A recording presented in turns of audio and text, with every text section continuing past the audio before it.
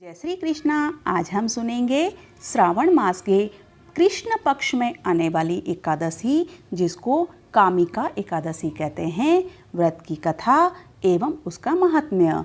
तो चलिए कथा सुनते हैं। ओम नारायण विद्महे वासुदेवाय धीमहि तन्नो विष्णु प्रचोदयात्। ओम श्री विष्णवे च विद्महे वासुदेवाय धीमहि तन्नो विष्णु प्रचोदयात्। कामिका एकादशी की रात्रि को दीपदान तथा जागरण के फल का महात्म्य चित्रगुप्त कहते हैं। जो इस एकादशी की रात्रि को भगवान के मंदिर में दीपक जलाते हैं, उनके पितर स्वर्गलोक में अमृत पान करते हैं, तथा जो घी या तेल का दीपक जलाते हैं, वे 100 करोड़ दीपकों से प्रकाशित होकर सूर्यलोक को जाते हैं। ब्रह्मा जी कहते हैं, हे नारद, ब्रह्म हत्या तथा भ्रूण हत्या आदि पापों को नष्ट करने वाली इस कामिका एकादशी का व्रत मनुष्य को यत्नों के साथ करना चाहिए। कामिका एकादशी के व्रत का महात्म्य श्रद्धा से सुनने और पढ़ने वाला मनुष्य सभी पापों से मुक्त होकर विष्णु लोक को जाता है। जो फल गंगा, काशी, नैमिषारण्य और पुष्कर में स्नान से मिलता है, वही फल भगवान विष्णु के पूजन से भी मिलता है। जो फल सूर्य व चंद्र ग्रहण पर कुरुक्षेत्र और काशी में स्नान करने से प्राप्त होता है, वही फल भगवान विष्णु के पूजन से प्राप्त होता है। जो मनुष्य श्रावण में भगवान का पूजन करते हैं, उनसे देवता, गंधर्व, सूर्य आदि सब पूजित हो जाते हैं। अतः पापों से डरने वाले मनुष्य को कामिका एकादशी का व्रत और भगवान का पूजन अवश्यमेव करना चाहिए। पाप रूपी कीचड़ में फंसे हुए और संसार रूपी समुद्र में डूबे मनुष्यों के लिए इस एकादशी का व्रत और भगवान विष्णु का पूजन अत्यंत आवश्यक है।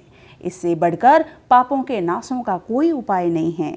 हे नारद, स्वयं भगवान ने यही कहा है कि कामिका व्रत से जीव कुयोनि को प्राप्त नहीं होता है। जो मनुष्य इस एकादशी के दिन भक्ति पूर्वक तुलसी दल भगवान विष्णु को अर्पित करते हैं, वे इस संसार के समस्त पापों से दूर रहते हैं। विष्णु भगवान रत्न, मोती, मणि तथा आभूषण आदि से इतने प्रसन्न नहीं होते जितने तुलसी दल से प्रसन्न होते हैं। कुंती पुत्र धर्मराज युधिष्ठिर कहने लगे, हे भगवान, आषाढ़ शुक्ल देवसैनी एकादशी तथा चातुर्मास महात्म्य मैंने भली प्रकार से सुना है। अब आप कृपा करके श्रावण कृष्ण एकादशी का क्या नाम है, सो बताइए।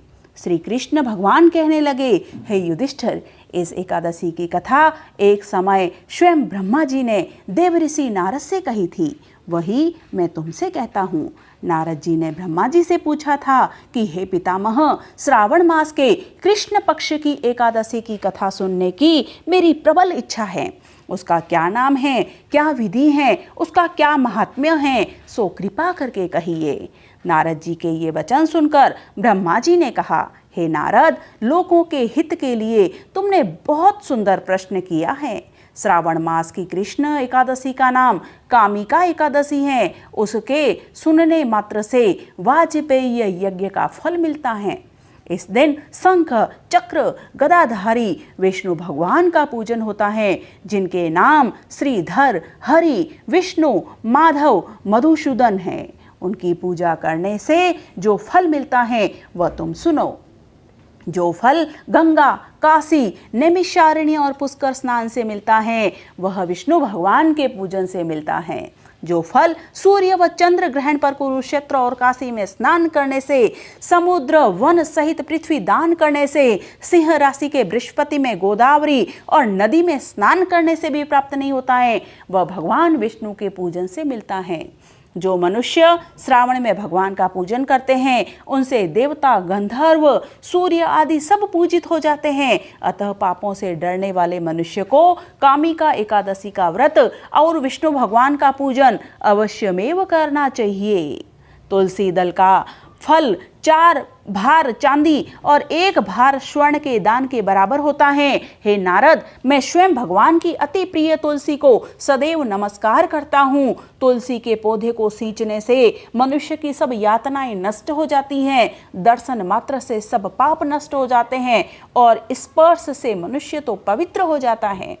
हे नारद, स्वयं भगवान ने यही कहा है कि कामिका व्रत से जीव कुयोनि को प्राप्त नहीं होता है। जो मनुष्य इस एकादशी के दिन भक्ति पूर्वक तुलसी दल भगवान विष्णु को अर्पित करते हैं, वे इस संसार के समस्त पापों से दूर रहते हैं। विष्णु भगवान रत्न, मोती, मणि तथा आभूषण आदि से इतने प्रसन्न नहीं होते जितने तुलसी दल से होते हैं। एक गांव में एक वीर क्षत्रिय रहता था।